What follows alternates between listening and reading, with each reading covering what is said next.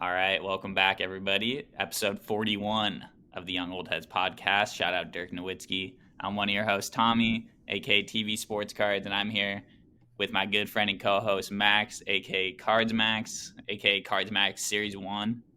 Max, how you doing this week? I'm doing good. I'm doing a quick 41 divided by 52 calculation to find out we're at 3/4 of a year. We've evolved from half a year. I'm going from Sapphire Edition to Pad Paradasha Edition and Cards Boat Skyline Cards.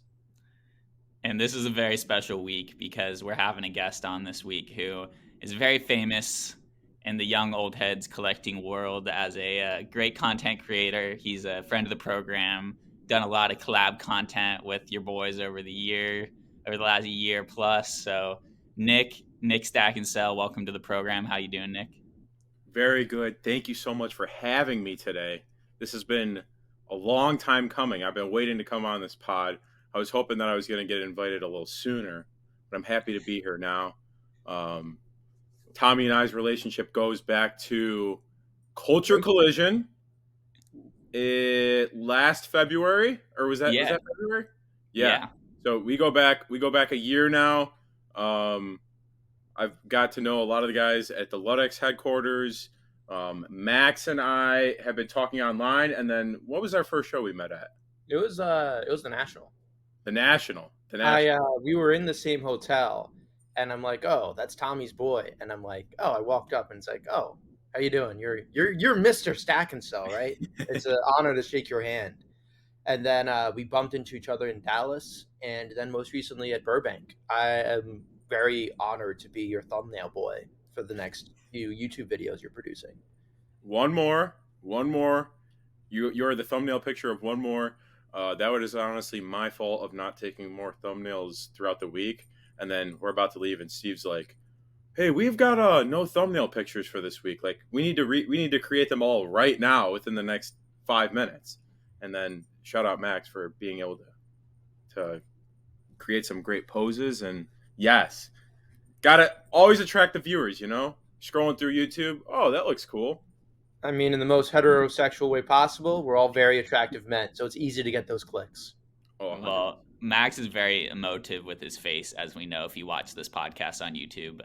Max is always someone you always love to watch his face while we're talking about cards. But Nick, I think we had to level up on our end to have you on. So I'm glad that we're finally making it happen. You alluded, yeah, we've known each other for a little over a year now. I think last year when we met, I was just starting out Ludex. I hadn't really gotten too deep into like the traveling card circus that is, the card shows of America. And I think you were kind of just starting to travel. Like that was one of the first. I think that was the first show you'd ever traveled to, right? Culture Collision last year. That was like one of the first ones when I started traveling more consistently. I had been to the Dallas Card Show, but it had just been like my dad had to work there that week, and I was just like, "Yeah, I'll come and I'll go to the show and check it out." But that was like my first one where it was like I'm going here to actually like make moves and like actually deal in cards, and I had a table at a bigger show. I remember at Culture Collision, I have this vivid memory, Nick, of us like going outside to a quote unquote walk the dog situation and having just a really good like 30-minute conversation about like what's possible with content and cards and kind of how there's this opportunity for content creators who are kind of speaking on a very relatable level for people who aren't dealing in these like 5-6 figure cards to come in and kind of give the real person kind of a story on how you can really build a dealer mindset in cards, make money, but also, just like learn and be a good dude. So it's cool to see you over the last year. You've really increased your content output, which has been cool to see. So if you're listening to this and haven't seen Nick's content stuff, definitely make sure to follow him on YouTube at Stack and Sell. Some of the best YouTube vlogs I've ever I really see out there. Do you want to talk to us a little bit about like what your strategy is with YouTube and content in general and how you kind of bridge that with your dealer, what you do as a dealer? Human being. And we all know there's only two real human beings in the hobby. It's myself and Brian Gray. But when we see people that act like real human beings, that emulate real human beings, such as Nick Sostak, he doesn't just do the shiny cards, the Tyrese Halliburton black gold choice autos, the Tua Tagovailoa gold vinyl 1 of 1s from Optic. No, we have a real human being who does real human being cards, and so many cards. He has a million cards that he buys at once sometimes, and going with the commoner, going with the cards that you, the listener, put in your binder or showcase, and ones that are actually, you see in a pack of cards, and you don't just see it in the flawless suitcase luggage case that you bring to TSA. These are real human being cards, and Nick emulates not just a dealer, but a dealer who involves himself in humanity. So what's the manifesto of Stack and Sell? So, I mean, like, I personally got started, like, going to shows in 2013, 2014. I think 2014 was my first national in Chicago. And I try to, like, think about, all right, when I was a kid, what was I looking for first? And that was the guys that I was personally collecting, and that stuff that's under like $20, mainly like $3 to $4 patch cards. My first ever PC was just Indiana players that my cousin played at college with. So that was Jordan Howard, Cody Latimer, Tevin Coleman. But I wasn't looking for $500 101 NTs of them. I was looking for cool patches, cool autos that I didn't have. If that's college, if that's pro, that were under $20. Most of the times it was like $3 to $5 patches, but I found it cool. So when it comes to cards wise, I'm always looking for, all right, if I buy this at this percentage, what is the margin that I'll be able to make on it? And let's say I'm buying a 2-row full of just patches and autos. All right, let's say that half of those are just going to be dollar patches and autos, and I've got a dollar patch and auto guy. And then the rest of them are like $2 to $4 stuff. Well, I probably don't want to be buying most of this stuff at more than 50 cents, 75 cents. So I try to view stuff as there is more lower end collectors in the market than guys buying cards $100 plus, $500 plus. Like, I know you even see guys buying like 10K, 100K, $1 million cards. There's not many of those people in the hobby. It's very small. Most of the people that are in the hobby, at least in my opinion, 90% of the hobby is just people that go to shows on the weekend and have fun, or people that go on eBay and are just buying fun stuff that they find cool. So my main thing is finding stuff that I think collectors will like, and not so much the super, super high end guys. At least right now, I'm not really into the high end market. Yeah, going over, because I ingest myself in a lot of what non-human beings will call low end, but binder cards, fun parallels, etc. And I've mentioned before how my strategy is to just, if I see a box with a bunch of junk, I pretty much task the seller, because the seller for some reason asks me how much I'm willing to pay on the box when I've never seen the cards in my life. I'm like, what's the average card worth in this box and how many of them are there? And then you just try to get a number off that. But most people aren't easy. But when we're dealing with cards like that, I know a frequent segment we do on this show, which we'll do later, is the 5 most recent eBay buys. Fittingly, my 5 most recent eBay sales are a Jose Rodriguez Bowman Sterling auto from this year, an Anthony Rodriguez Bowman Sapphire first, a Travis Etienne numbered parallel from this year's Prestige, not a rookie, a random Patrick Kane base card from Upper Deck 2022 Black Diamond, and a Brett Beatty Atomic from 2021 Bowman Chrome, not a first. All of those are sub $10 cards. All of those but the Anthony Rodriguez is not a rookie or first Bowman. And people buy them. People buy them. And really just ignoring this entire sector of the market. Sure, flippers can make 1K or 2K flipping, a $10,000 card for $12,000, but people make their careers and brick and mortar stores out of dealing with the binder cards. A common theme of the Young Old Heads podcast is just different ways to find cards for good deals. Kind of the general theme of like buying cheap, cool cards is kind of the way to go to have like a really good, long lasting, like collecting experience where you're feeling good about stuff. But Nick, you're kind of unique in terms of people that we've had on the show, because you really do put a lot of time and energy into the content that you're putting out there.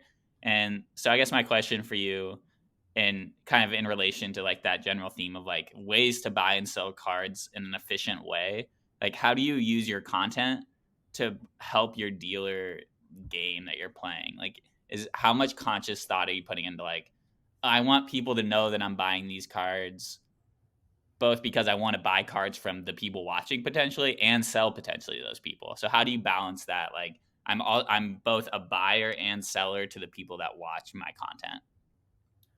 Yeah, that's a great question.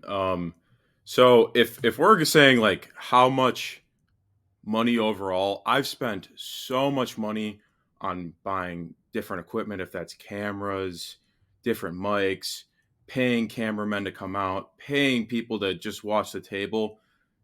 That I know I've taken a massive loss on over the last year and a half, just paying people. I've never seen the money come back in the way that like I've made a bunch of money off YouTube. I've made a bunch of money off TikTok.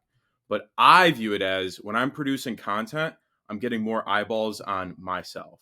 I'm getting more eyeballs on, oh, I saw that guy on YouTube. I see him at a show. I know that he is very fair and he's very upfront. Like I'm gonna go see him because he's gonna be up front. He's gonna tell me exactly what he's gonna buy it at and then what he's gonna sell it at. So I content wise, I try to put out exactly what I do at shows. So then when people see me at shows or if they see me on Instagram and they're like, hey, I want to move some stuff, they know exactly where I'm gonna be. They know I'm usually buying between, depends on the stuff, 70-75% if it's nicer stuff, and the lower end stuff I'm a little lower just because it may take a little longer to move. I may have to pay someone to upload the stuff to eBay. And my view on content is not so much of making the money right now as like YouTube paying me. Have I made a little bit of money? Yes. Is it under $1,000? Yes. But I view it as you see me on YouTube, you see me on Instagram, TikTok. Like I can't name the amount of times that I had kids come up to me this weekend at the Skyline Show.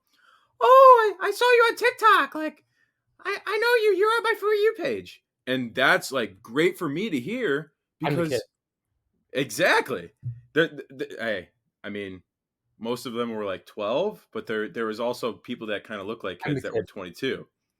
But I view it as it's not paying off now, or at least it doesn't show on paper. But I think I get a lot more traction on at shows and on Instagram just because I'm putting myself out there. What is content? Is it just Reels on YouTube, or do you expand in the breadth larger than that? I do Reels, YouTube, TikTok. I'm gonna start posting on Facebook just to see how that does with. I know it's gonna be more of an older demographic, but I did post one video on Facebook like last year that ended up doing like 2 million views. So I'm gonna try doing that a little bit more now.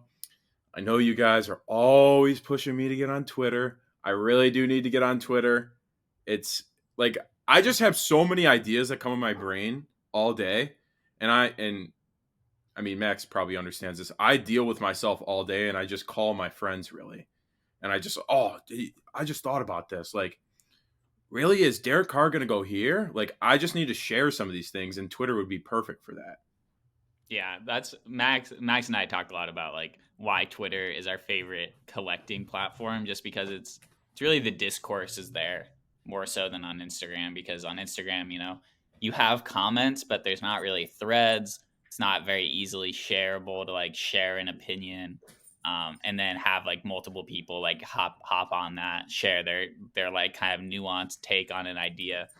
Max, I know you've lately been annoyed that card influencers have been flocking to Twitter and posting their real videos and stuff, and that's been a point of frustration, which I think is fair. Like, if you're gonna enter a platform, you have to be like a contributing member of that like the community on the platform. You can't just come in, post your videos, dip, and be like, why aren't people watching it? Or like, you should follow me. Like, having 5,000 followers and following 3 people doesn't really cut it in the hobby. Like, it doesn't really do it. But Nick, something that I was watching your most recent video or your first vlog from Burbank, and I really liked this conversation you had with Cblez about like kind of the slow and steady growth that you've had. You were talking about how like or C-Buzz was like, yeah, like I've seen you like kind of move stuff. Like you have a lot better cards than you used to have. And you're like, yeah, like it's been a slow build. And I think that's something that like I can relate to for sure, even though I don't sell that much, but it's still like been a really slow build of my collection. Like I was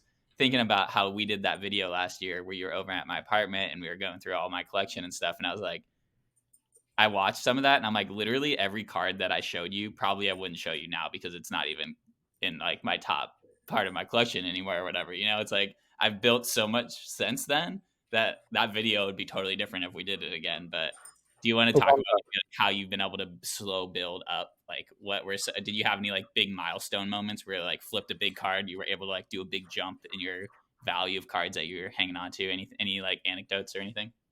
Before we get into that, I want to mention that Tommy is done with PCing James Wiseman, and all of his James Wiseman cards made it into my dollar box this weekend, and a lot of people were happy to find them there, and I was happy to tell them that this is a great deal, and it probably will never end up in here again, but it's because they were done with Tommy's PC.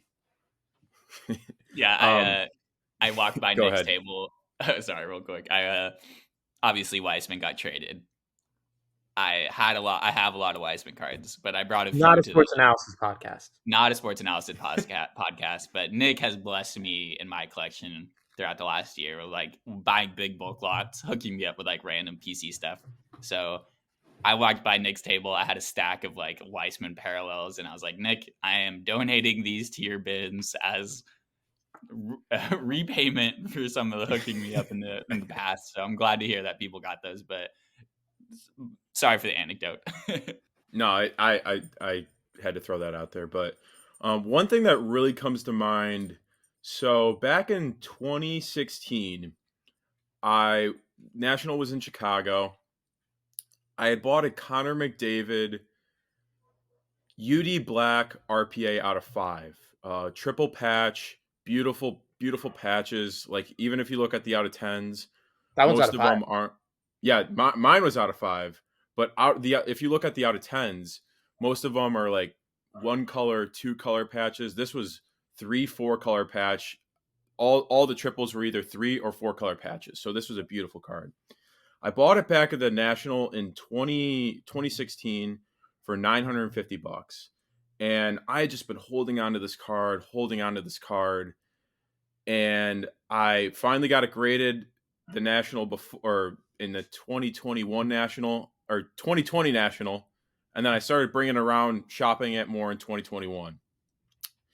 And I ended up moving it. My biggest like first move at like 14,000 trade.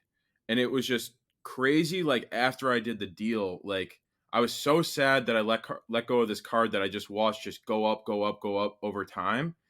But then I was like, wow, like the amount of things that I could do with these cards now, liquidate them.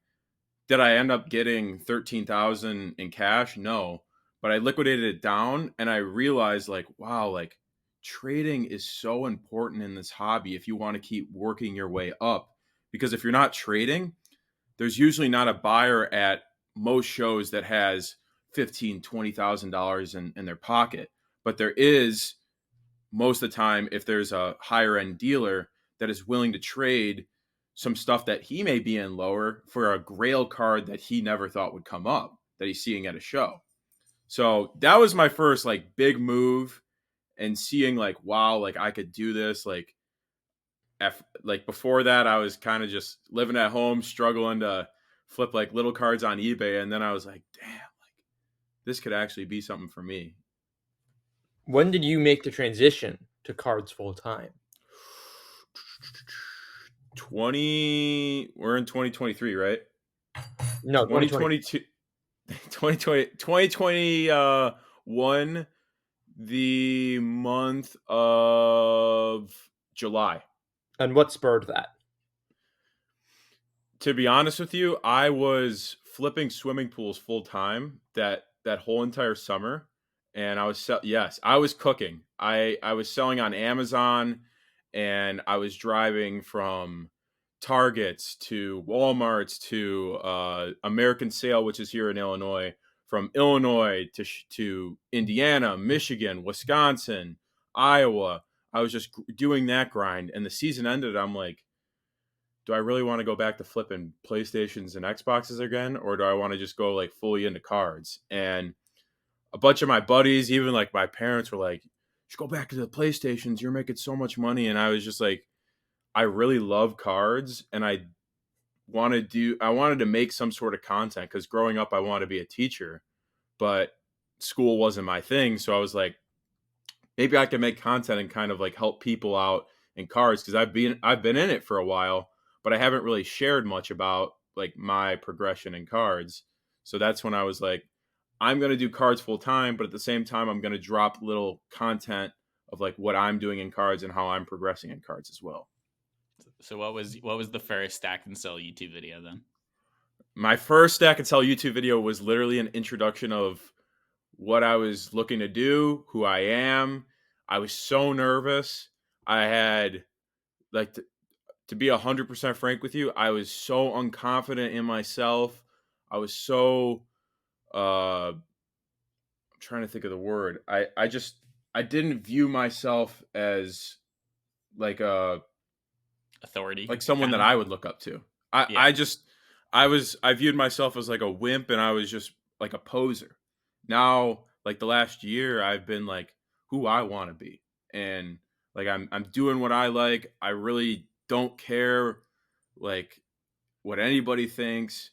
Like there's a lot of people that dislike me, if that's in the hobby or if that's in real life, and I've realized like you can't make everybody happy in life. Like No, if you're not happy, then what does it matter?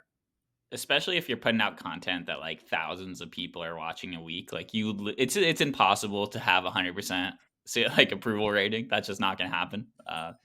I appreciate that, like you give that real kind of like, this is my life kind of content. I like a lot, especially on like your stories and stuff. You're always, you're just like doing your takes from the car or whatever on what your opinion is on whatever the news is, and I always appreciate that. But something that I feel like I really think is interesting, Nick, and what I want to talk about with you and Max a little bit is like just ways of liquidating cards. Something that me and Max talk a lot about, like finding the most efficient ways of like getting rid of the cards, or like selling and like making money on the cards that you do have. And I feel like you're kind of one of those people that's always finding new ways of liquidating cards. And I was just wondering, do you think that you could list off like every platform in every way that you've sold a card in the last couple of years? Because I bet it's a long list. Whew. And I'll fill in the blanks if there are any with what I do. Okay. So Facebook has been something that I've used, going in Facebook groups. I've also sold on Facebook Marketplace. This was really, really early. But I usually used Marketplace for selling wax, because you would be able to promote that and then be able to, that would go to the top of the page. And sometimes I would sell in groups too. I've sold on eBay since 2015, and I continue. I still sell on eBay today. I've got a whole two row box that I have to list on eBay. I've never sold a card on MySlabs. I bought on MySlabs before. I recently started selling a lot more on Instagram, but I will say this: I don't think that I could sell on Instagram if I didn't have as much of a following as I do. Because I tried selling on Instagram when I had 500, 600, 700 followers, and it just doesn't work, because you have no audience that knows, hey, he's selling stuff and he's selling at a good percentage. Now my audience kind of understands when something goes on my story.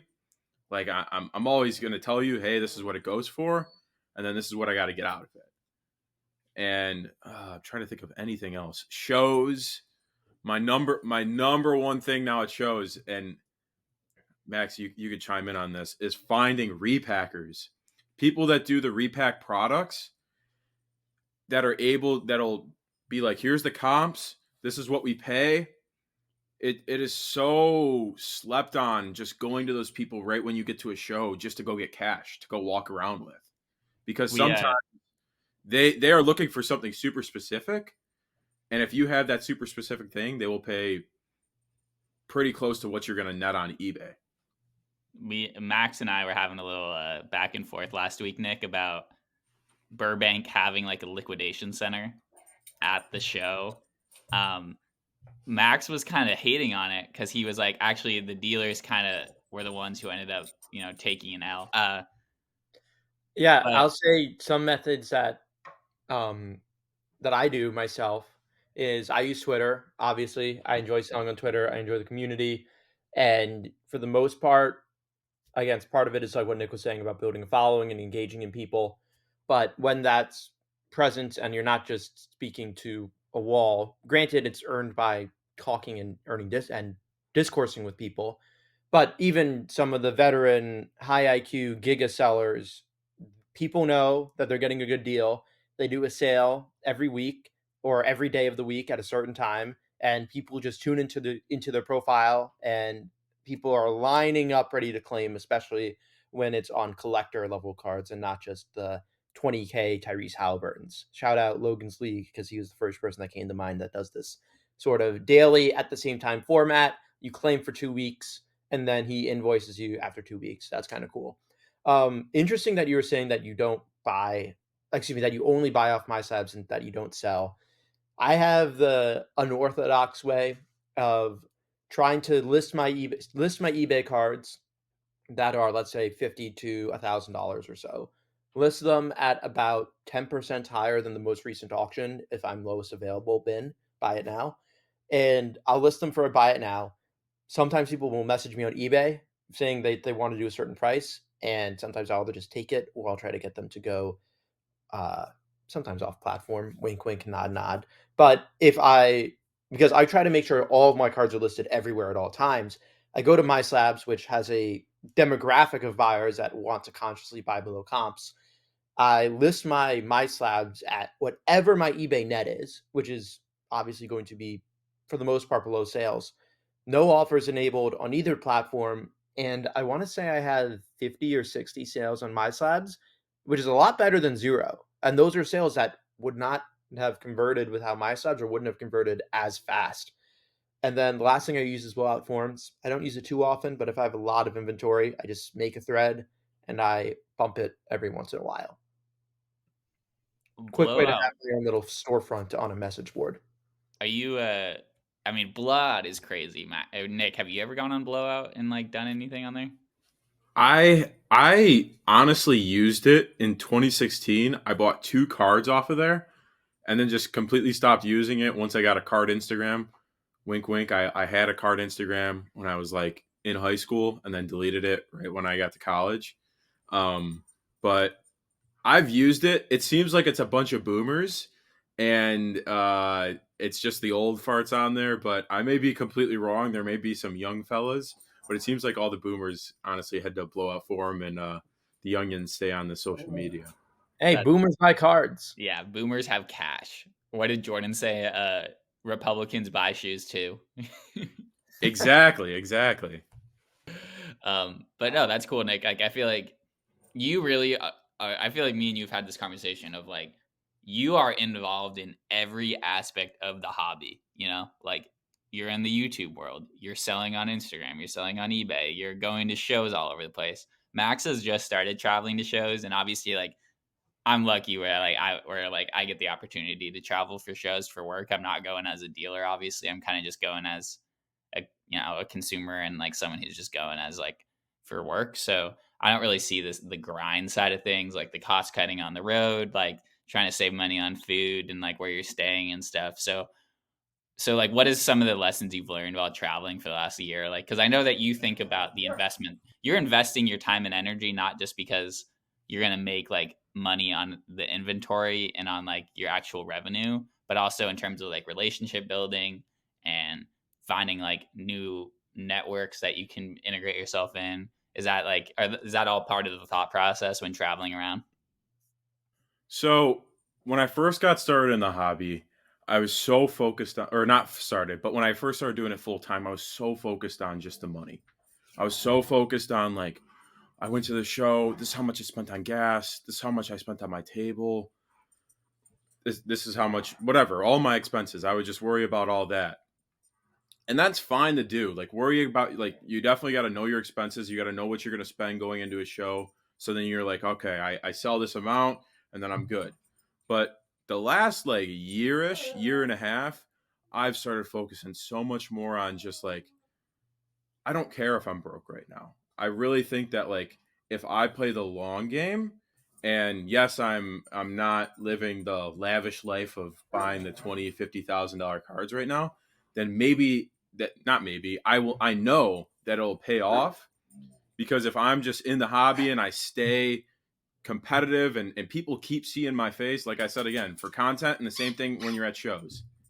If you're there and the same dealers that have been setting up for 20 years see you 2 times a month, see you 3 times every 2 months, they keep seeing your face. They're like, all right, this guy's like actually taking this seriously. And he's not just here for the money and just that. When you're there for the relationships as well and formulating a relationship at a show that all right, you formulation a relationship at a show with a dealer. That dealer follows you on Instagram. How many deals can you get done through Instagram during the week? Because technically, you only got 2 days on the weekends to sell at shows. So you got to find something to do all other 5 days to make your money and be able to support your business. So I've realized making those relationships on the weekends will make you so much more money the other 5 days during the week when you're not selling at shows. I think you have some really interesting tidbits.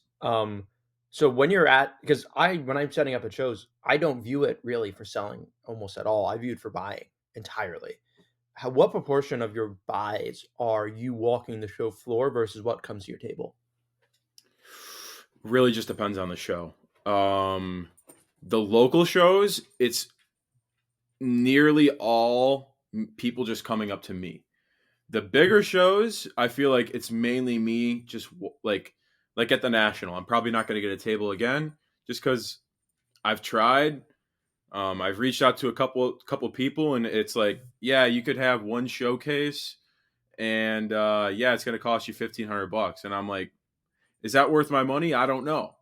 I think I'd rather walk around, see my different friends that are in for the week, and kind of just connect that way than setting up at the National, spending $1,500 just for one showcase. Can you repeat what you said again? I was saying what proportion of buys are walk-ups versus people that come to your table. And then I'd say buying wise, I Walk-ups, do a lot. you walking the show floor versus people coming to your table. I said walk-ups versus people coming to your table, but you walking the floor. And I'll even say this, most of shows for me is a lot of selling and trading because I do a lot more buying through connections that I've made. If that's like I met you at a show and then you're reaching back out to me via text or via Instagram, and I'll just buy from you locally. And then I'll sell that stuff at the show or sell that stuff on Instagram. I've realized that maybe 30-40% of my buying now is at shows. Most of my stuff is just recent relationships that I've made through people. They're like, hey, can you come by the house? I want to sell off all my stuff, or I want to sell off a couple cards, and I know you're going to treat me right. Like I trust you to come on over. So that's changed over the last 6 months. I used to just all I would do is buy at shows, but now it's just creating the relationships. I don't even have to go to shows and spend money because a lot of the guys that are at the shows are looking for 80-85%. Yeah, I think that's interesting because when I go to shows, I go to buy. I feel like most of the time, if I'm selling at a show, people want too much of a discount for my liking rather than trying to get that in the end collector or end speculator. The person who wants to invest in Tua is going to pay a strong premium for my premium Tua card rather than the person who wants to buy bulk. And jumping off of that, you're saying you love the repack guys. I'm very bittersweet on them because I know they're mostly paying 80 to 85, which in your context, if you're buying at 70 and we're doing numbers math, you're making money there, but not even at the point of making money. I want to make the most money possible while still making my inventory and buying and selling fluid. I'm rarely in need of a full on cash out for someone to buy my whole showcase because then I'm out of things to sell. And the stuff that I'm I'm usually relatively picky in getting in the first place. So getting the 80% cash out when you can get 85 to 90 online is definitely bittersweet. And here's where I would say we're completely different. Yeah. I am more in the game of making a quick nickel than, what is the saying? Make a quick nickel than a long dime. I churn stuff very, very fast. And the reason I do that is I want every single show you come up to me, I don't want to have the same cards as I had last time. Yeah. And even at the beginning of the Ludex show on Saturday, I didn't have 60% of the cards that I started with. By the time you could come back to my table 2, 3, 4 times, and I'm always going to have new stuff. I'm always just looking at it. All right, if I buy at 70 and sell at 80, like, I could do it again. I know how to replicate it. I know where to get the inventory to replicate that at. And I feel like it's difficult to find at 70. It depends. What range you're buying in. If you're looking for the more expensive 500 to, I think, 500 to 1500 range, then yeah, I agree. I think it's a lot more difficult. But if you're buying sub 200 and it's someone that's like, all right, I'm looking to liquidate, then I think it's a lot easier. Real quick, Nick, I'm glad you brought up your strategy with relationships, because I think that content creators in the hobby often are putting out content at the expense of like having the goodwill and respect of like the vast majority of the hobby. I don't know if I said that totally correctly, but like the content you put out and the way that you behave is exactly the same. And there's a lot of people out there who the content they put out there is completely different than like the person they are actually when you're dealing with them on a real level. There's a very prominent Chicago person that I'm thinking of that me and you both have our own gripes with, that will go nameless because I know he doesn't listen to the podcast, but like there's a certain level of like respect that you have that I think is just really why me and Max wanted to have you on the podcast, because you really align with like kind of the young old heads strategy, like the young old heads manifesto of like, you know, we're bringing a new perspective to the hobby, but we're also like respecting, you know, the people that know shit and like know cards on a deeper level. But you actually forgot one way that you liquidate cards that I'm personally fascinated with, because I think it's a very unique way that someone with your following is able to liquidate cards that, let's And it say, ain't Max. COMC. No, I'm not saying COMC. Don't worry. I've talked to Nick about COMC already. But it's a Whatnot and like the kind of live auction sites we didn't talk about. I know that this is something that, you know, with you who has so many eyeballs on their content, are able to drive people to your Whatnot. I know that people with like kind of smaller followings or whatever have struggled on Whatnot or have like a lot more problems with it. What's your experience with kind of live auction sites, live auction platforms in general, and like how has being able to sell on those changed how you've been buying and selling and your strategies and stuff? So we'll get back to the whatever the topic we were on before, but Shows and relationships. Shows and relationships, yes, because I that's and like once we do return to that.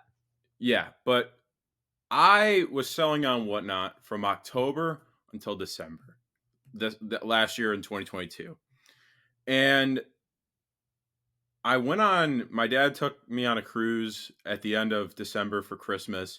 And for that 7 days, I was just thinking about like, do I want to keep doing Whatnot? Is this like what I really want to do? And I like the platform. I personally, everybody I talked to through Whatnot was really, really nice people. I had one guy named Ethan who is like I think they like the onboard person or whatever they call it. Really, really cool dude. And the one thing that I kept struggling with was I just felt so fake pushing out like anybody can do it, because it's no, not everybody can do it. Like if you don't have a following, it's impossible. I will go into some streams with like 2-3 people in there. Someone will put up a $15 card and it goes for $2. And it's sad to watch, and it's sad that you see these content creators pumping out. And can you grow on Whatnot? 100%. As someone with no following, 100%. But it's a long dime. It's a long dime. It's a super long dime, and you're going to get killed. You have to eat the losses first, and then it will pay exponentially later on with terms of breakers and that stuff, and especially $1 auction people. but everyone has to make those financial sacrifices in order to build that following. Yeah. And basically what I realized was, and you know, I'm still working with Whatnot in the future. I'm going to do their Whatnot card show. Um When's that? uh, that is March 26th. Is that online or in And person? it's online. Okay. And I really like the idea of, all right, we've got this, there's not really any online card shows, and until like 6 7 months ago, I've I didn't realize that not everybody has a card show near them. If you live in Wyoming, if you live in Montana, even if you live in Missouri, like there may not be a show that's like 2 3 hours away. And I'm thankful that every weekend we've got something at least around here. I drive up to Wisconsin, Indiana, Michigan, or hop on a flight. Like that's Shout all out to Missouri. available. Yeah, shout out Missouri. Still, like they got St. Louis, which I don't really like, but I just I felt doing the app, I was getting burned on a lot of stuff, and I understood I was gonna get burned going in. But I felt so fake doing it and promoting it to other people that followed me and were like, I'm looking to get on Whatnot. Like, how do I get started? And I didn't have a blueprint to tell them, because the blueprint is have a following and you're gonna get people from your following to come over to the app. And like I said, I plan on doing more collaborations, but not so much the $1 auction thing. And what I realized was, me personally, I think it's going to be easier for me when I'm playing this long game of selling off to people that sell on Whatnot, give them good deals, the bigger dealers on Whatnot, and I don't have to do the whole packing, shipping, going live, paying my buddy to come over and run all the audio stuff and all the chat stuff. Because if you think that you could start on Whatnot and do it by yourself, you're crazy. You're crazy. Like Yeah. it's impossible to do it by yourself and stream by yourself It if you seems want a like good stream at least. it seems like the biggest grind on earth, and like going live for 2 hours is emotionally draining. Like I'm going to a card show for 8 hours is draining, but sitting on your phone when no one's even around you to like kind of feed off other people's energy, bringing it for like I don't know how long your streams would go for, but I know that some people go for like 3 4 hours. Like that's exhausting, dude, and I wouldn't want to do that really. Like that in terms of like efficiency plays or whatever. Like I'd much rather sit at home taking pictures and posting on eBay than going live on Whatnot for a few hours or whatever. 100%. And like it is, I had one guy come up to me at a show. It's like, it's kind of like streaming on Twitch. And I'm like, it is not, because you're streaming on Twitch. You turn on the camera, turn on your GoPro or your Elgato, and you just start gaming, and you read the chat whenever you got it. And you're focused on the game. And the game's a lot more interesting than throwing up cheap cards that when you get burned on them, you don't react, and you're like, damn, I may have lost $10 on that lot that I just listed, but I can't be salty in front of my viewers and put it to the side. Yeah, for sure. Something that I love about Nick, kind of what you're building, and just kind of like this wave of people getting into the hobby and stuff, is like the squad of people that you have surrounded yourself with. The entourage. I like to call them the stacking squad. We got Mitchell, Chris, Brady, Luke, Steven, obviously. Just like this group of like really solid guys that you guys have kind of travel to shows together. So what do you think is like the advantages of like having these guys that you trust that you can like travel with and stuff? And like, do you guys have any plans for the future? Like, is this like some sort of what's it called with like a music, like a collective kind of what I'm saying? There's no plan for the future yet. I just kind of let things develop. I work with Mitchell every day. Like we split a lot of deals together.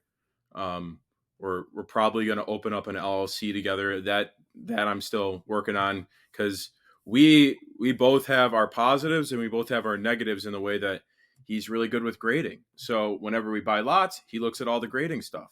He's really good at he doesn't get bored doing eBay listings, and I'm really good at making templates for eBay listings and doing the scans for the pictures, and he's more better at making the actual listing.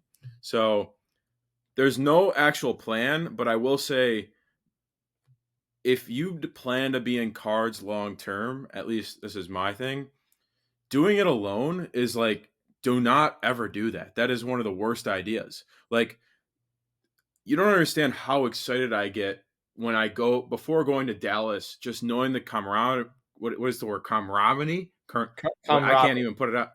Camaraderie? Whatever. Camaraderie. Like, with a D. yeah, exactly. Camaraderie. Camaraderie. Like I don't. I played sports in high school. I played football. So just like that time with the boys, it's so fun. Like, all right, like we're going to the show, and yeah, we're there to make money and we're there to deal. But like after the show, like we're going back to the Airbnb. We're watching a game. We're yelling at each other. We're making jokes. We're jabbing at each other, and that's like the fun part of the hobby when you like the people that just started like Mitchell, Chris, Brady, those were all just guys that I met at shows, and it developed into all right, we're friends, and now like we're boys, and it's just gotten level up. And if you don't have those people, it's so hard to just be a lone wolf in this hobby and go to shows. You just don't talk to anyone, don't really have any friends. It's like it's not fun to go to a show and just talk to yourself all day, if that makes sense.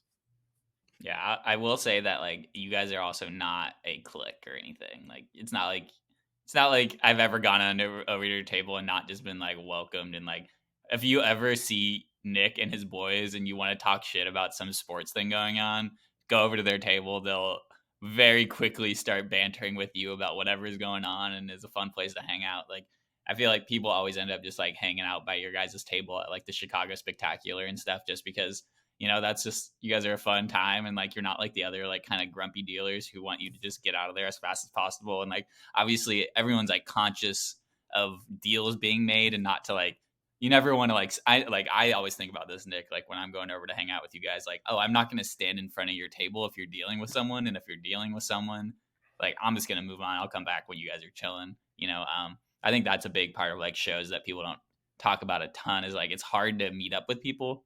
Me and Max have talked about this last week. Max, remember with I forget who we were trying to meet up with last week, but just like it shows, it's sometimes hard to know like it's business time and then flip the switch. Is that I would love to, intro music? we should definitely have a roundtable in the way that Tommy. Sorry, But my bad. I want everybody to talk about this in the way that it is so hard to find the balance of when you go up to someone's table and they're doing like it. I mean, like it's something that I've learned, but like when they're doing a deal and it's like someone that you're cool with, and you don't want to like you don't want to say hello because they're in the middle of something, but at the same time you want them to be like not like, oh, he didn't even acknowledge me.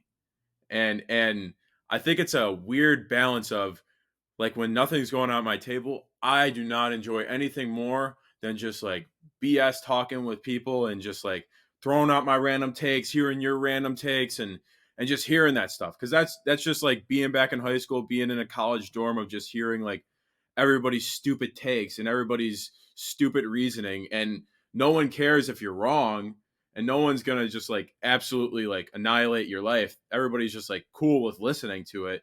But more of just like when business is going down, sometimes people don't understand like, hey, like I'm trying to work out a big deal. Like I could talk to you in a little bit. You just got to come back later, man. 100%. Max, did you have something you wanted to say earlier, Max? Sorry, I think I cut you off. A little bit. Relationships are important. I've had a lot of different demographics that I now kind of immerse myself in, and like I know a lot of the people that do North Carolina shows. I knew a lot of people that do New York shows. I'm now traveling to different shows across the country, and by that I mean I've done it twice, and I'm scheduled to come to Chicago to see both of you human beings. And then, of course, there's everyone that I interact with on Twitter and online, and that I get the shit post with online and talk cards with, and then seeing them at whatever show it is. But I think from like a dealing standpoint, being recognizable and knowing what type of stuff you do is very easy and benefits yourself. Nick, you were saying that a lot with your tabling and people walking up with buys knowing exactly what they're going to get and they're going to get into. But from the satisfaction and fulfillment standpoint, knowing a lot of people, expanding your network, having people listen, and in turn, you listening to them back is such an important thing. Tommy, I have no gripe with people who want to post their clips on Twitter and are mega giga influencers. I'm really liking those adjectives today. But it's just a simple matter of you get out what you put in, and sometimes these people don't put in anything. They just expect to get. And seeing that is very apparent. But you have 2 ears, 10 fingers, and one mouth. Maybe Nick, maybe next year you'll get invited to the Culture Collision basketball game. That is not something that I will be playing in ever. I retired from the game of basketball after I was in a YMCA league last year. We went 0-17, and I scored, I want to say, 24 points all season. Tough. I will never play basketball ever again after that. That's hilarious. But who wins in a one-on-one between me and Stack? Oh, I don't know, man. I will have to. He said he retired, so I retired too. I'm done. No Nick, more. I'm very interested to see what you do in the next couple of years. I think that the sky's the limit for, I'm team stack and sell as Card Collector 2.0 potential to the moon. Is there any thoughts of like putting the shop together, a little brick and mortar, stack and sell brick and mortar? Is that on the table? I like, it's definitely something that's gone through my mind, and I'm a really competitive person and I want to compete with other people here in Chicago. I also understand that, like, I don't know where my life's going in the next couple of years. I literally just moved out less than like 9 months ago, and to say like, yeah, I'm gonna open up a shop in the next 2-3 years, I don't know yet. It's definitely not something that I like. The way that Ryan does it, it's his shop. Which I don't Ryan? think I'd want to do that. Card Collector 2. Okay, where I'm from, there's a lot of Ryans. Oh, sorry. But I don't think that I would want to run a shop by myself in the way that, like, I would still want to travel to shows. I would still want to be able to make the content stuff. I would still want to work in the shop, but I don't know if it's something that I would want to completely be running. And then you also got to think of like fanatics coming in. You never know, you don't know what's going to happen with wax allocation. And I think a lot of shops that make all their money off of wax may go down, may go under in the next couple of years, just because they made all their money on wax and they don't have those connections anymore. I'm also banking on the fact that, all right, if I build a good reputation with myself, then maybe like someone Fanatics reaches out and is like, hey, we'd love to give you allocation for your shop, because we know that you're going to be consistent with the content. We know your reputation, and we trust that you're going to be one of our best dealers. And I think it's something that I'd definitely be interested in, but I wouldn't want to do it by myself. That makes sense. I think my personal hope for you, Nick, is that you open up the Kentucky Roadshow Chicago edition. Chicago. That would be my ideal scenario. So, Jimmy, if you're out there listening to this, hit up our boy Nick. He's the guy for Chicago. I would endorse that 100%. But Max, you're not one to do a shop or anything, obviously. What's up with you? What do you want Nick to do? What are your ideas for him? My thinking, as someone who is also Cards full time right now. Yeah, kind of by default, but I'm not Cards career like Nick is. Nick is a Cards career man. I've told myself somewhat consistently that if I were to ever have a shop, it'd be like when I'm 60 or 65 and retired. I don't see it as a career for me. Not really a personal thing. I love cards. I would always want to keep it as ancillary and secondary, both in keeping my passion alive while also not viewing it as something necessary to profit in at all times. I mean, Nick, you were saying how you always have a way to get inventory and that it's replicatable, and that wasn't a real word, but you can replicate it. For me, I feel like it's almost like illegal and breaking the rules to make money in cards, because I feel like it's something that you're not supposed to make money in unless you're selling wax. I feel like buying at super bulk discounts isn't something that's fundamentally sustainable. And when it happens, you take it. But I view it as an equilibrium. I think I've said this before, of between good deals, opportunity, and money. The old chemical card reaction. And more times than not, you run out of good deals before you run out of money. And if you have enough money to buy all the good deals, then okay, then maybe you got to sell a little bit more or replicate that money. But the good deals, because if there were so many good deals everywhere, everyone would be doing them. Everyone would be selling the good deals, and everyone would be taking them, and everyone would be cards full time. But that's just not a thing. So I view it as finite. I don't view it as cards career. I love cards. I cards. I am a card. That's hilarious, Max. I think, yeah. I Yeah, mean, I know. obviously, you and Nick operate way differently. But Nick, yet so similarly too. Nick, do you have anything to respond to Max's point about, or else I have one final topic before we transition into recent buys and specific fun stuff? The only thing that I would respond to that is I definitely understand in a way that I feel like that idea I also is like don't set coming up from, at shows nearly as often, nor do I which I understand. emphasize my local market. Yeah, and my local market is like, at least on Instagram, probably like 75% of my audience, 70% of my audience.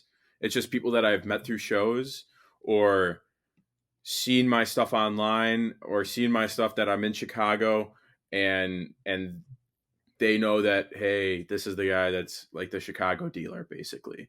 Yeah, he's making deals at Portillo's.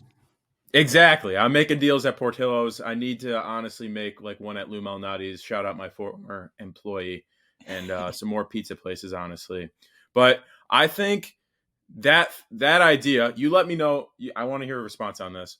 I feel like that's so like collector mindset in the way that you're thinking of it as, when I make money, it feels like robbery. But when I think of it, I think a lot of the people that are truly in this for a hobby sometimes don't want to do the work that it takes to make the actual 15-20% on top.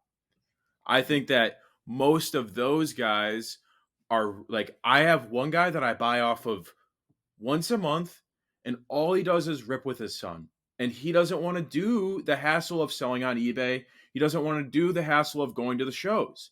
He just wants to rip with his son, and whatever cards that he wants to keep, he keeps. And the rest, he's like, buy at 65, 70%. I don't care. I just want to get rid of them, recoup some money so me and my son could open up more boxes. And I think you got to think of those people as well. Yeah, there's a lot more of those people out there, but it does take a grind to like be the one they reach out to. And I think, Nick, like, I know that even like Card Collector 2 knows that you're the Chicago guy now. Like, if you, I remember you telling me this about like Whatnot. He was like, you and him were looking through a value bin together, and he was like tossing you Justin Fields Bears cards because he was like, oh, I know you'll be able to liquidate these. I know you have the Chicago kind of base. And I feel like that is something that's kind of like unspoken necessary, like absolutely necessary to being a long-term, like successful dealer, is this kind of like carve out of the market that you can kind of control a little bit. Like, it's hard to be the guy for all 30 teams, but if you can be the dealer for Chicago like Chicago cards, that opens you up to a whole like new world of being able to buy and sell, like being the first person people go to and think of when they are pulling cards, or like find one at a show or something and are like, wow, Nick might want this, whatever. I keep saying Justin Fields just because he's hot and like a name people want right now. But like, if I had a Justin Fields card, you'd be the first person I reach out to be like, hey, I see you have like 5-10 different high-end Justin Fields every week, basically, that you're buying and selling. Like, is that I feel like that's something that like other people just don't 100%. have. And like when we were going through a box, I was handing him all the Jamar Chases because he can move Cincinnati stuff. And I think one thing I've realized, and that this comes into the Fields thing, like, I've moved in the last 3 weeks. I looked at it last night, like transacted, if it's trade or selling, $16,000 worth of just Justin Fields. And that's just because he's so hot in our market right now. And maybe if we have another Chris Bryant or another Anthony Rizzo come up, then that's going to be another hot guy in our market. But right now in our market, I came with probably 25, 30 Justin Fields color cards to the Skyline show this weekend. Did not make it home with one. And I bought more throughout the show. I probably bought another 25, 30 Justin Fields color, and they all sold. I just know that if I buy them at a good number and I sell them to people at just a little under retail, they're always going to take them in our market right now. And that's where you can go to a show in California. I went to, when we were at Burbank last week, some guy walks up with 500 base from Prism, Chronicles, Origins, Select, Justin Fields. And he goes, I hate Ohio State quarterbacks. I just want to move this. And I go, okay. Gave him $2 a card, came home here, moved him at $4 a card. Am I making an astronomical amount? No. But I know that it moves here. So I'm always going to pick it up. And you're keeping people coming back to you. Like, people in Chicago know Nick will have this stuff that I want. You know, you're reinforcing that. So next time you get the same revenue, same stuff.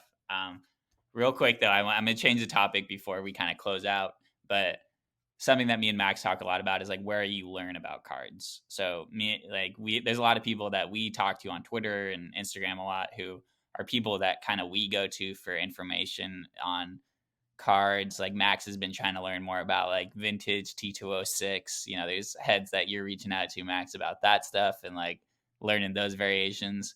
Nick, where have you learned the world of cards? Like, is it mostly from other dealers that you ask about, or like there any online resources that you would recommend to people to like look up and check out? I know this is like super like if you're this is super like regional based. Like you got to have these in your area. But talk to the guys who have been doing this. If that's dealers, I personally love talking to card shop owners that have been in this. Like I talked to this one card shop owner twice a week, and I just bounce stuff off of him. And he's owned his shop for 25 years. I just bounce stuff off of him. Hey, this is what I saw at a show this weekend. Hey, I bought this Jordan. Like what I one question I asked him, I'm like, so what am I bought an authentic Jordan at the Burbank show. I think Max may have saw it. And I'm like, what should my how much lower should I value this, or how much higher should I value this based on an altered? And he's like, usually this is at least what I've seen. The altered goes for 20 to 30% less.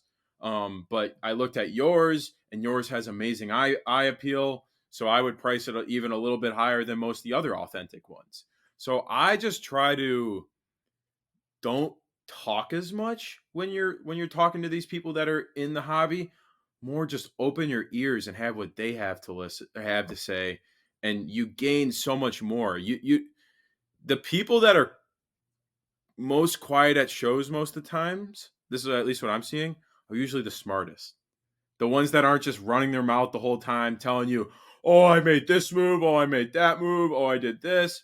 Those are usually the guys that are like super insecure about themselves and like aren't actually like making moves. The guys that are like big, you don't even know that they're big usually. And do I talk a lot about my success and stuff? Yes, just because I'm trying to share with people and share the way that like this is how I'm progressing in the hobby right now. I'm trying to show my whole journey of like I'm doing this full time, and this is what I'm doing, and this is what you can do if you want to do this full time. I don't suggest it, but this is just what I'm doing. Yeah, there's the guy at Waldorf Stories, you know, Grant. Have you met Grant, Nick? This guy he sets up at the Ludic show. He has the dankest cards that you will ever see, has some of the best like stuff, but he's super quiet, super humble. And every time he's at a show set up, I'll go over, ask him about a card that I've never seen before in his case, and just let him talk, because he is always like really excited to talk about it, but I know he doesn't talk about his cards like unless you ask him about it. So that's a good lesson, I think, just to people.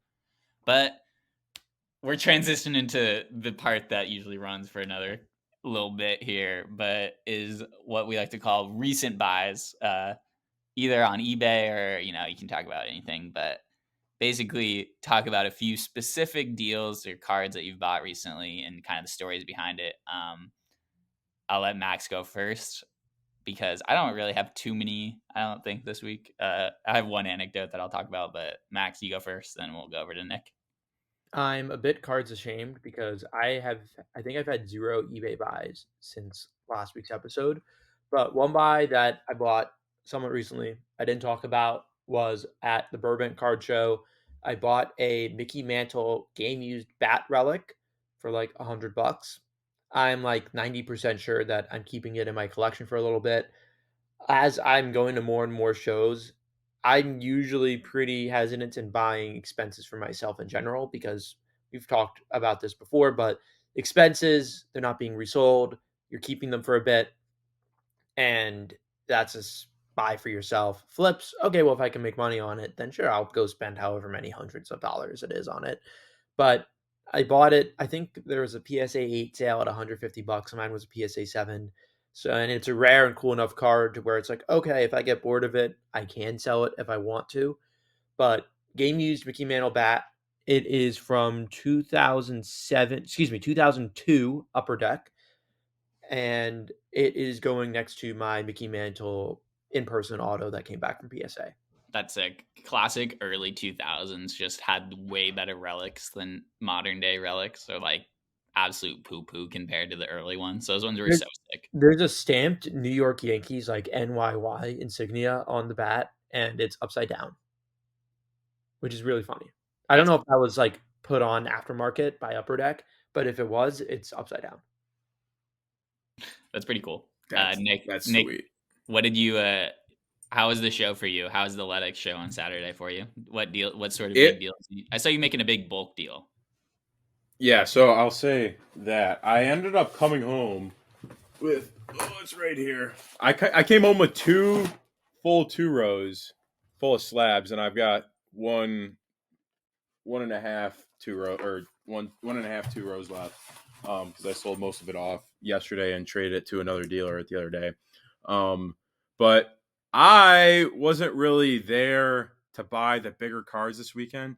And as y'all saw, I dropped like a reel, and some people weren't very happy about it because I had one kid come up to me beginning of the show, tells me, he goes, this is what I dislike, and I don't like when creators act like this because then you have the little kids that watch you and they act like this. He comes up to me, he goes, yeah, man, I've got AK cash on me today. I'm gonna buy a big card, and I just need something new to post on Instagram. And I was like, oh my God, that is like the worst thing that I've heard all day, and that's the worst thing that I will hear all day. And I picked up some like cool stuff that I can move at margin that I know is going to be able to move, but like cool pickups. I got this Emmitt Smith, Troy Aikman 101 exotic auto. I picked up a Tiger Woods 2012 Ink Drivers auto. And then this was honestly my favorite pickup. I think it's definitely cheaper than the Tiger auto, but I just loved when Miami used to have these uniforms because their stadium is just so ugly. It's this Ichiro out of 10 patch auto. Ooh, I think his auto kind of looks pretty bad on there, but at the same time, just like anything Ichiro, like one of the greatest players of all time that most of his stats are in Japan, but still, I just used to love watching him grow up when he was on the Mariners. Hated him when he went to the Yankees, but those were like my cooler pickups. Everything else that I bought just didn't end up coming home. It would be like I put it in the case and it would sell or we would trade it. I love the Ichiro pickup. Something, Nick, that I think is worth bringing up real quick is, first, I love your point about the kids. Kids are so susceptible to the content that's being created, and so much of it is what did you call it? Big dick syndrome or something on Instagram. Big cock syndrome. Yeah, big cock syndrome. Yeah. Why are you talking about me like that?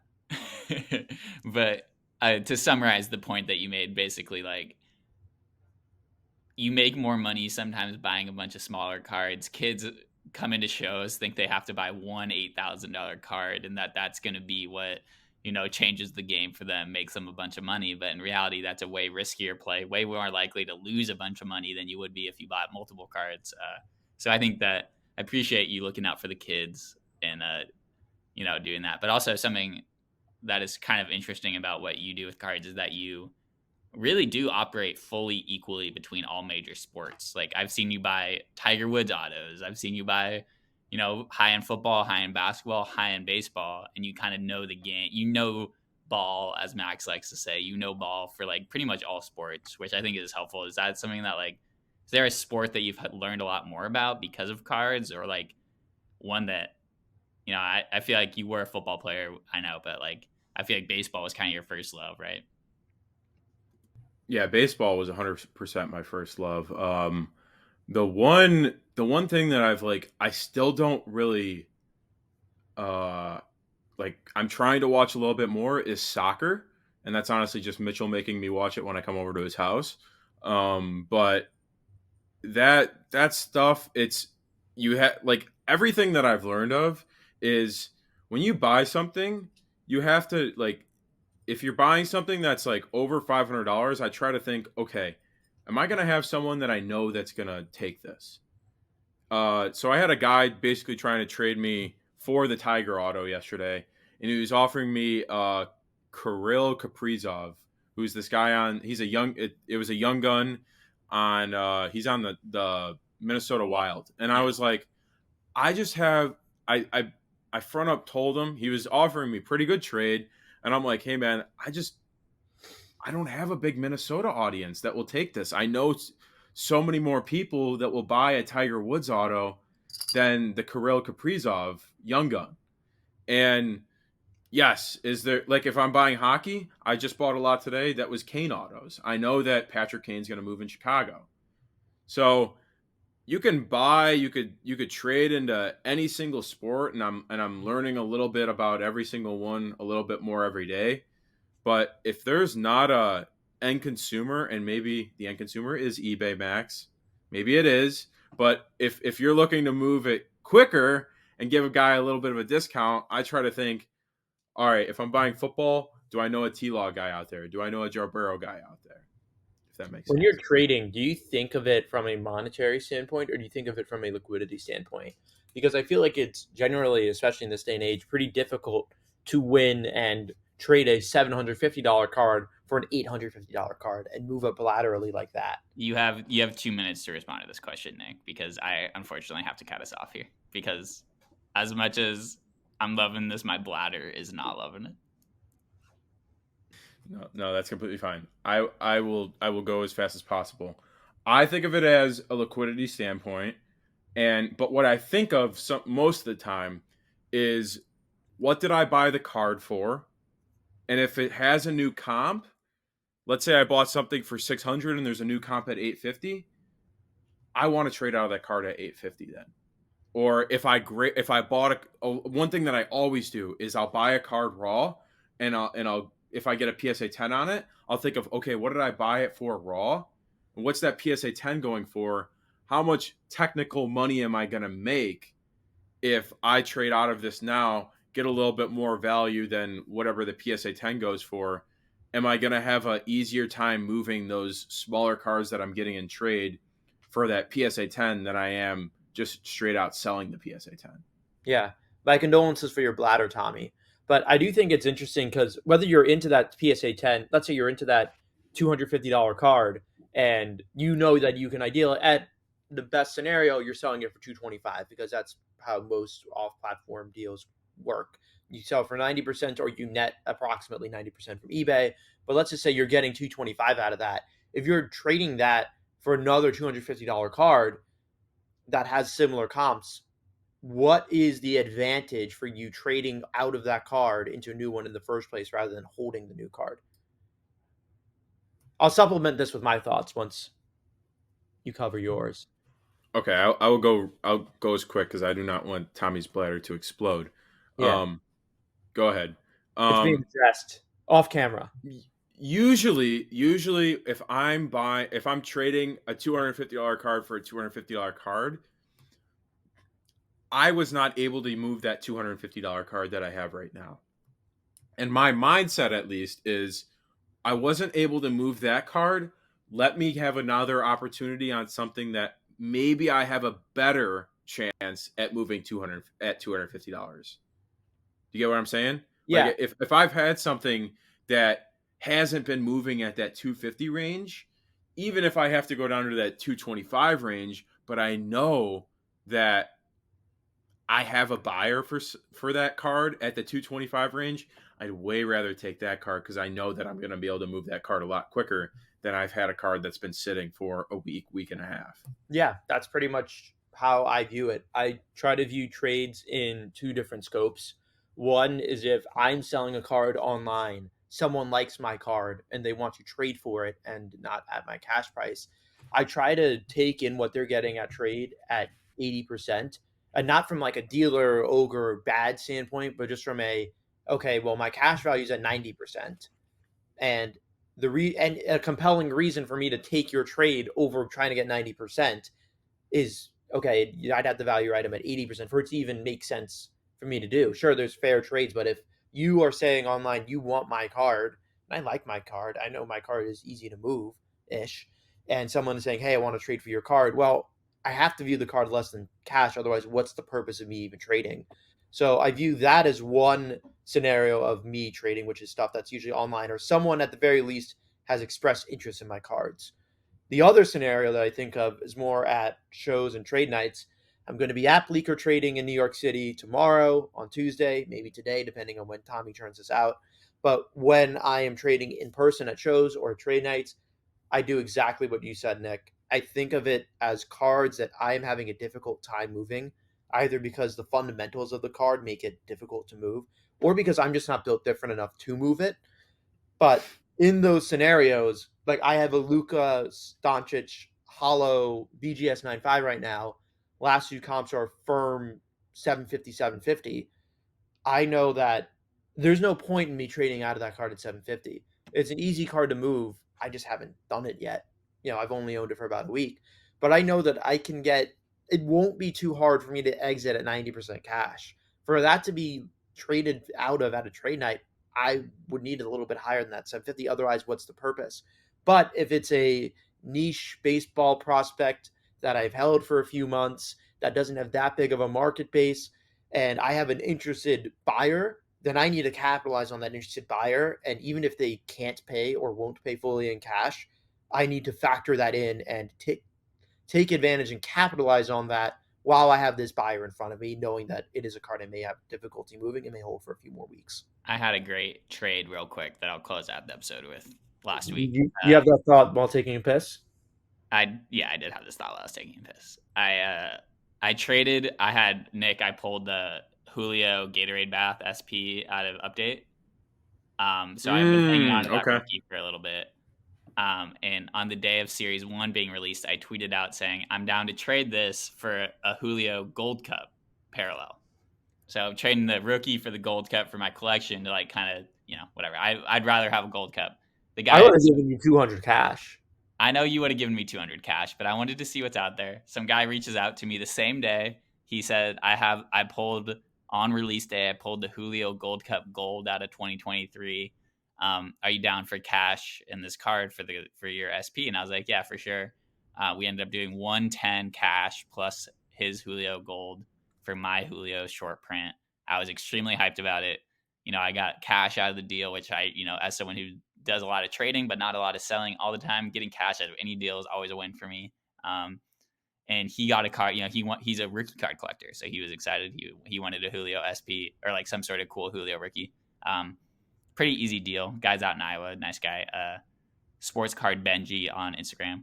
But he's a good guy. I like Benji. He's a good guy. Nick, thanks for coming on, dude. I mean, clearly we have enough content to probably do like a full series with you. So I feel like every once in a while we're just gonna have to pull you in and hear what you've been up to. Maybe when if Max comes out for the National, we can do some sort of live episode or something too. It would be fun, I think. But yeah, make sure to follow Nick at Stack and Sell on all channels, right, Nick? That's your at, right? Instagram, YouTube, TikTok. I'll try on Twitter more. Yes. When Max is in town for the National, definitely need to have an in-person sit down. Like 4 weeks. Yeah, he will be here for St. Patty's Day. But we can't drop 2 podcasts from me back to back. No, but we'll do some content though. We'll do some content, something. Cards. All right, we'll see you guys next week. Thanks for tuning in, and yeah, if you have any questions, feel free to reach out to us. And if you got any cards, if you want to sell 1 million of your cards, reach out to Nick. He's always buying that's at least 7 figures though. Now you have to have 7 figures quantity to reach out to him. We're looking for a small loan of 1 billion cards next time. We'll see you guys next week. Peace out. Cards.